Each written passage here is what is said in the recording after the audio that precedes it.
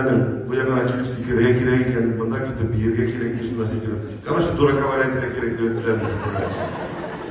Zaman asıl diye ettiler, sonra kerek diye bindi. Men özüm eyvet büyük şeyi de siz bilesiz diye. Ortada mesela olmaz.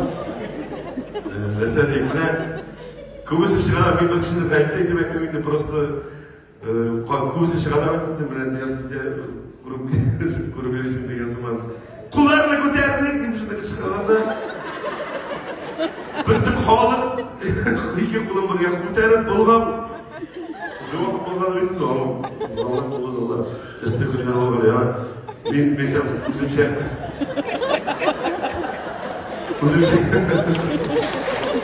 o benim fikir Özümse oynamaya bir insanım dedim Nüşerim kolunu kotermiş yine cırlap almıyor Necirlap almıyor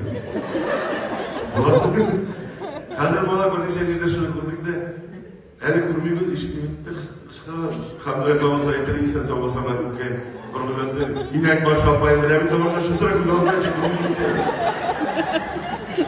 Yani bu, prosto benim fikrim yine bu No Sistemin işi kıştığımı kendim tekşirip parasını yani öyle Anladın mı dedi bu sefer bizimle de bir hıyal var işi mi lan ya?